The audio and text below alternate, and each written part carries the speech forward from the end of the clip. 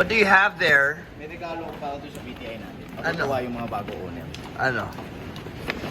Putang ina, spoon gauge. Hanep. Tignan mo. The power of dreams. Care of ano yan? Care of AAR culture. Hindi ko alam saan niya tinambak to. Dati na lang daw. Para doon sa Spoon gauge, panis. no, spoon. Galing department store. Bakit di natin Doon sa- papirmahan kay Mr. Spoon? Baka murahin tayo. Miguel, pirma mo na lang.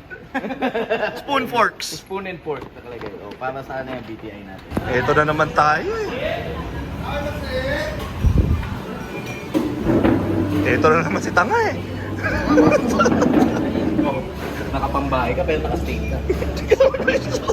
Apat na ano. Okay, so chinek natin yung progress dun sa VTI natin. So, the Manongs have done stripping the masilya of the bubong. And they told me na hindi naman pala bulok na bulok yung bubong eh. Talagang sadyang napatrip lang yung dating pintura. Talagang tinadtad lang talaga ng masilya yung bubong. So, that's a good sign. Actually, so let's see, after the paint, ano mangyari. So, do you guys remember nung sinabi ko na mamimigay tayo ng mga giveaways sa mga lucky sharers? So, ito na isang basket ko. Ito lang, isang basket pala yung ilalabas ko. So, ayan, yung mga key holders. I got pedals. Puro key, ano pala to? Puro key covers. So, pedals ng FD. Dami. So yan. Pabibigay natin sa lucky sharer. Saan na naman tayo pupunta, Pete? May titignan lang tayo for the series. Okay. Medyo Saan? mas exciting to kasi nawalan ako ng gana doon sa BTI. So, babawi tayo. Ganun? Babawi tayo. Ito yung bounce back natin. Mas Okay. mas matindi. Sige. Let's do this. May driver naman yun eh. So yun guys, so kakatawag lang ni Peter sa akin. And positive. Nagkasundo sila dun sa isang kotse. Actually, may-ari kasi naghahanap lang ng bagong home for that certain car. Eh, nataon na friends of friends gave us a tip na, "Hoy, okay to. Selling it at a good price." So, yeah. So, we decided to get the car and add it to this series.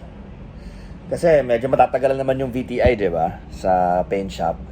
So, habang nandun yung VTI, meron tayong ibang kotse na pagkakaabalahan muna for the meantime. So, if you have an idea of what car it is, comment down below. So, I'll pick another winner sa mga nanghula sa kotse sa baba, no? Sa mga nag-comment. And we'll give them a random prize, random car guy prize. So, kung ngayon mo lang napanood tong video na to, the Tuner Dealer is actually a series.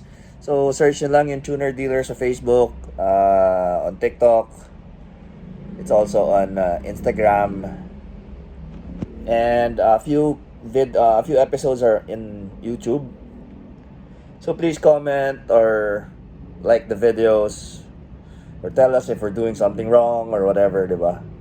Interact tayo sa mga videos natin. Let's make this a communal episode, no? Or a series.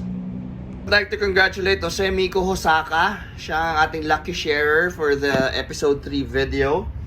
So, I'll be sending him a random car guy gift pack, which will consist of stuff and stickers. So, Jose Miko Hosaka, please await or antayin mo.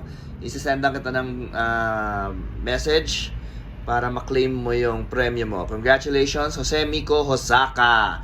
So again, if you share the videos, comment on the videos, you might or you will have a chance to win random car stuff na pwede mo ibenta, pwede mong ikabit sa kotse mo, or pwede mong gawing whatever, 'di ba?